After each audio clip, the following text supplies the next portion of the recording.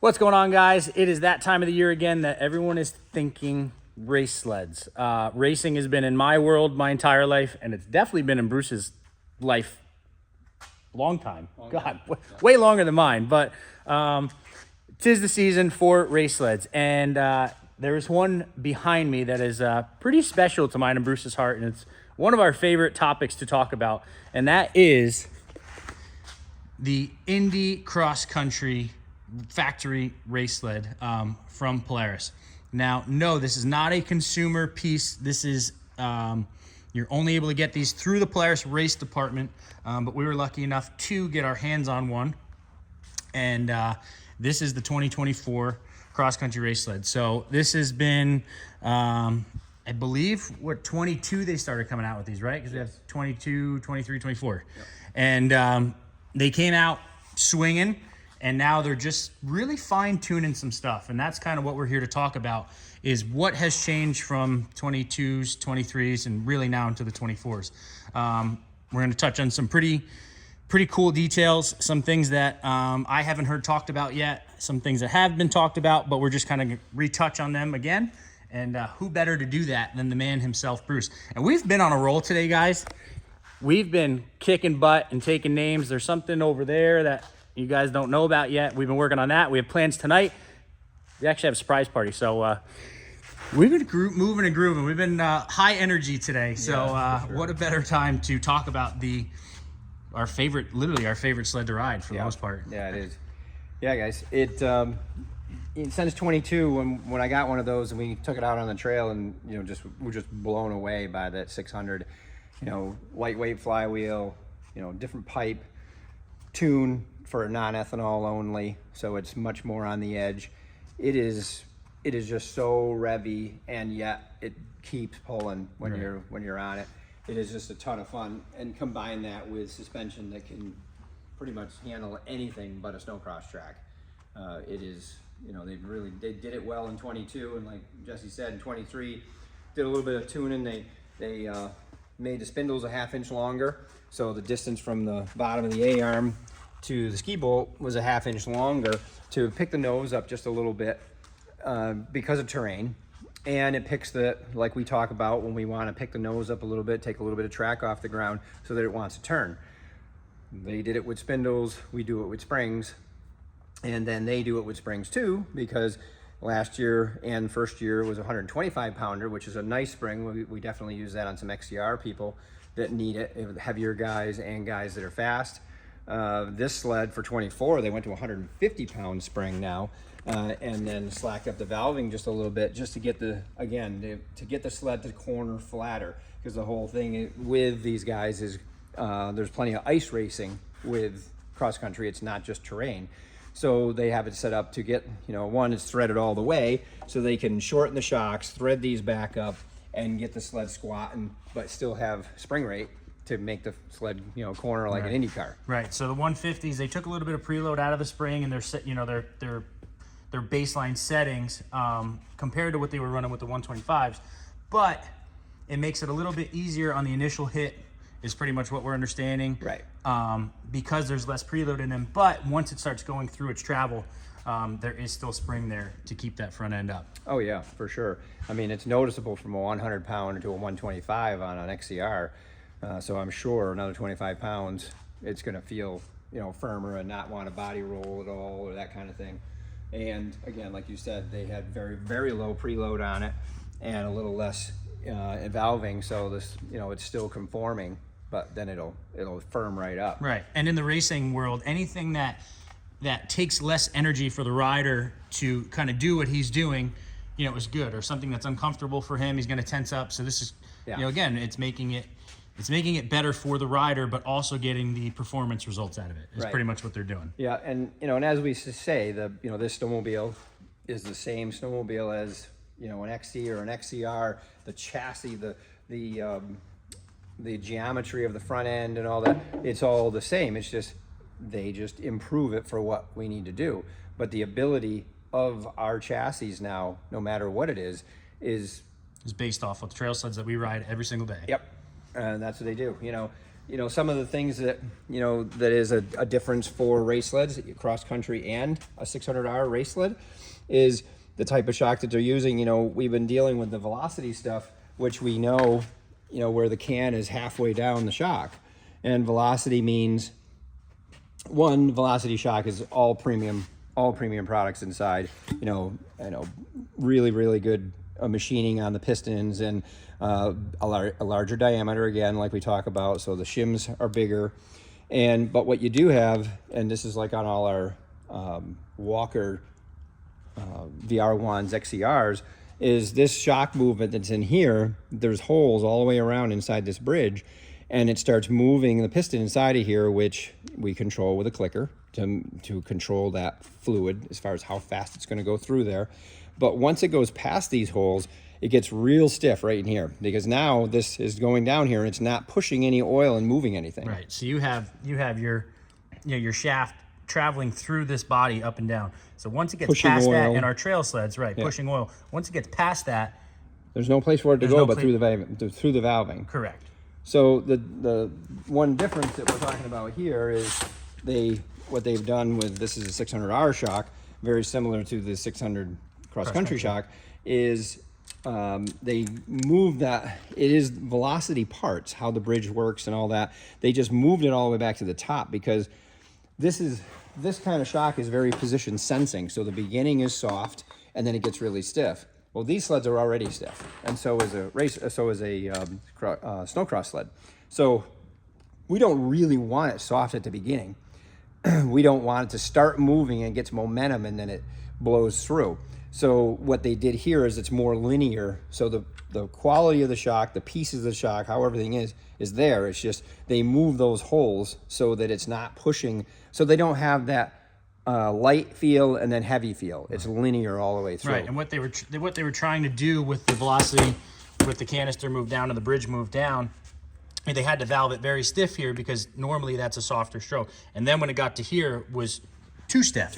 Right. Too stiff. So now, just like Bruce said, if they move it up, then it makes it just a linear, it's the same feel through the entire stroke of the shock. Right. And those race guys, they can feel that. That's what they're looking for. They're not looking for the sled to move too much and then get solid. They need it to be solid early. Right. And so that's why they've changed that style on this and on 600R. Right.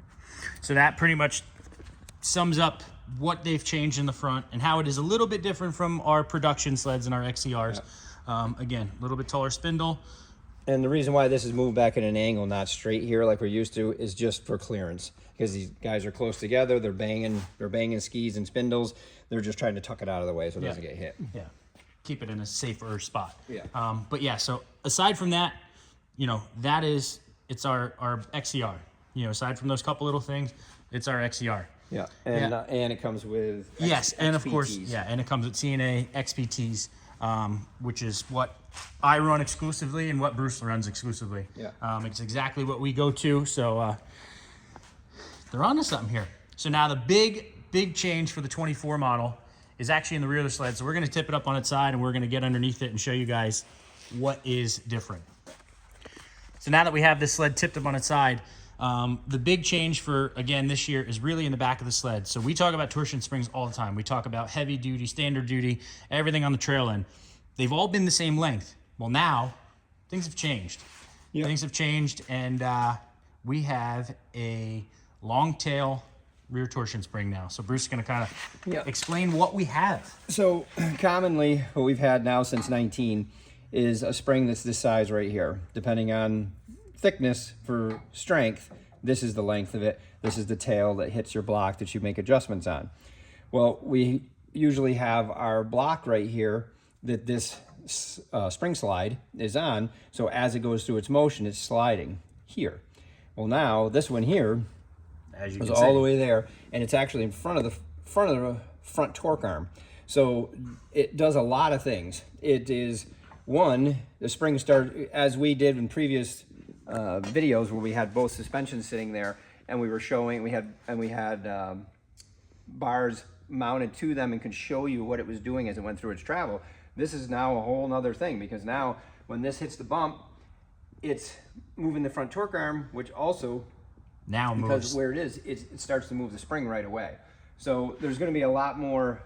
The spring is doing more work, but it is a lot heavier spring too. But it is also a longer spring, so it kind of its bandwidth that it'll have is going to be light to really heavy because of how long it is. So we had this short, the shorter the spring is, obviously, the more reactive it is to its movement. But this one here, being long, can do a lot of things in every movement. Because this spring, which is a heavy duty that we use commonly, is like 13 pounds per degree. So it takes 13 pounds of movement to change a degree between these two tails. This spring is 18. So, but the preload is less. So when you put the new spring, which is this, side by side, the two short tails in the same plane, that's how much difference there is in the long tail In preload. in preload. This has less preload. So again, sort of like the front, heavier spring, less preload, heavier spring, less preload. So that it's still reactive to the little stuff, conforms to that stuff, but it's there when they hit something hard. It doesn't just go through it. Right. And the other thing is these are all square springs. This is a trap spring, so it's trapezoidal shaped, like the snowcross sled is the first one that had this, and then the trap springs, like we talked about, that comes on a 2-up sled, which is the Adventure X2, uses a trap spring. They stay the same for a long period of time. They don't get sacked out, so that's why they're starting to use this shape plus the long tail. Right. And now, no, we have not tested this yet, but the riders have, the professional cross-country riders have, and they really said that it helps keep the sled flat, right? Right. Going through the bump, it keeps the sled flat and straight, so it doesn't want to start to get squirrely from the tail. Yeah. Yeah. So yeah, we're gonna take a look at it, and I think we'll be able to work with some of that and see how it works on the trail and what we're doing. Later down the road, I think we'll be ready to do that. Yeah. And then aside from that being the big change, other things that have been implemented on the cross country for the last couple of years is 4-rear idler wheels, solid ones just for durability again. Rails similar to your XCR now, if not the same. Mm-hmm. And the other big change within this is actually, and we talk limiter straps, pretty frequently, and these cross country guys, they shorten them, a decent ton. It's what we talk about, but even one step further, because they really need these sleds to work exactly how they do. So the lower mount for your limiter strap, right here, Chris is pointing to, is actually a cammed. An eccentric. Yeah. So you can loosen the bolts on the outside. You can loosen this a little bit. You can turn. They actually have 2 flats in here, and you can turn that eccentric and then tighten the bolts back up again, so you can make fine adjustments. They're not infinite, because you've only got so much eccentric you can use, but in general, a very fine adjustment of movement, because it doesn't take a lot to make a difference in steering and ski pressure. You can make, because what you're doing is you're measuring the distance usually from this bolt, which holds the bumper, to the bottom of the torque arm. That is what I'm measuring all the time when I do it on a snowcross sled. And an 1/8 inch, 1/4 inch, they make the difference. Mm-hmm. Yeah, and we've talked about that a ton. But aside from that, there's obviously different valving within the shocks throughout the sled compared to what our consumer sleds get.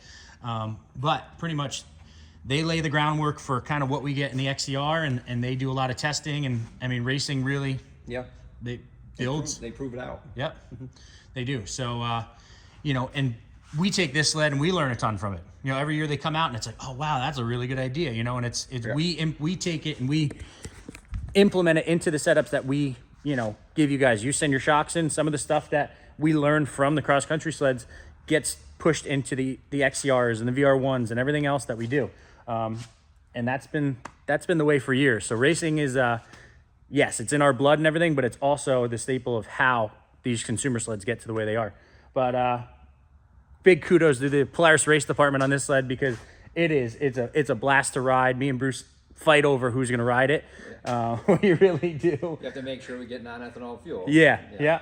And but no, it's a really good time, and it's a blast. So I'm excited to try the change that they had this year. and again, try and implement them into our trail end. But that's going to do it for this video, guys. I hope that was pretty informative.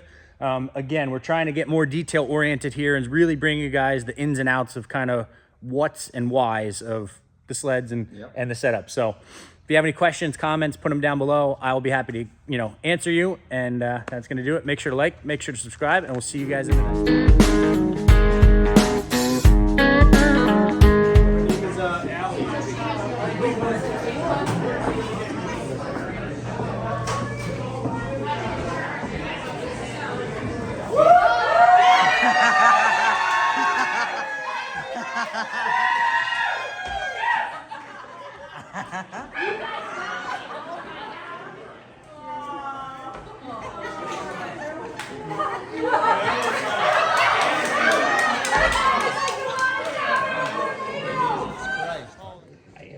This is what we call a wide body Polaris. Look at the guy. Oh.